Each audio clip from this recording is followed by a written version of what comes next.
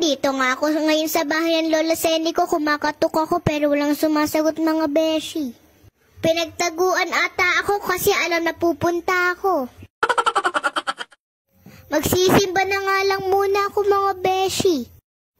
Ang dami ng tao sa simbahan mga beshi. Di nga namin kasama yung papa ko dahil nagwo-work siya mga beshi. O, Paskong Pasko nagwo-work ka. Pakasipag naman ang papa ko. Pagkatapos ko nga magsimba, pupuntahan ko na yung Lola Seni ko. Baka may tao na. Bumalik na nga ako sa bahay ng Lola Seni ko. O, nakajackpot pa ako, color dilaw. Ayaw pang ibigay, pinasasabik pa ako. Binigyan nga din ni Lola Seni yung kapatid ko, color dilaw din. Tanggapin mo yan, baby. Pambili ng diaper mo yan. Nagpamigay na nga ako ng candy, mga beshi. Merry Christmas, mga beshi. Sana mapasaya ko kayo mga bata na nabigyan kong candies. Nandito na nga papa ko. Sinamahan niya ako mag-ikot para maganap ng mga bata. Wala nga akong makitang mga bata. Baka busy-busy sa pamamasko. Di nagtagal, may nakita na rin kami mga bata, mga beshi. Pag naka-LL tayo, hindi lang kaya ni Papa migay ko. Galing sa puso ko yan mga beshi, may kasamang pagmamahal. Naghahanap pa nga kami ng bata pero wala na kaming makita. Pupunta na lang kami sa bahay ng Lola Alma ko mga beshi. Wala talaga kaming makita mga bata sa daan. Nakarating na nga kami sa bahay ng Lola Alma ko. Binigyan na nga ng ampaw, ayaw pang tanggapin, umiiyak. Gusto ata yung kulay blue. Umuwi na nga lang kami sa Tibagon, doon na lang kami magpapamigay, madaming mga bata.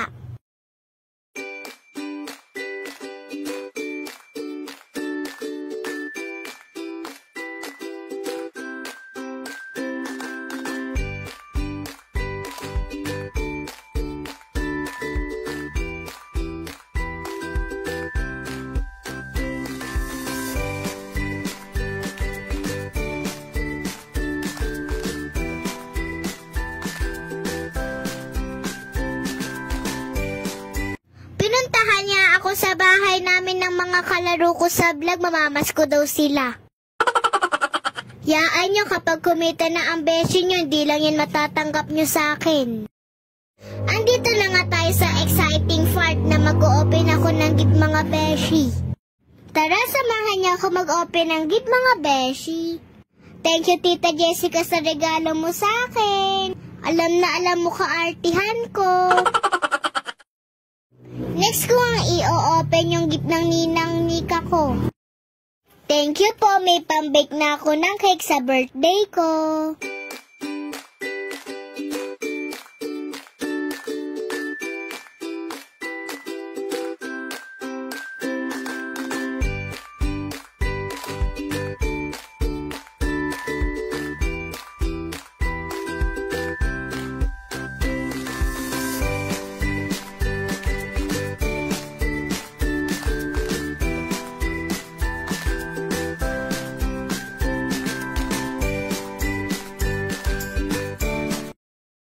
Sunod ko ang bubuksan yung regalo sa akin ng mama ko. Parang alam ko na kung ano laman nito mga beshi. Parang ayaw pa bukas ni mama yung regalo niya sa akin. Parang lumalaban mga beshi. Eto nga minumorjit ko araw-araw sa paninda niya kapag may umu-order. Kaya pala ayaw akong bigyan regaluhan ako ng malaki. Thank you, Mama and Papa. I love you so much. Dito naman tayo sa laman ng bag ko, mga beshi.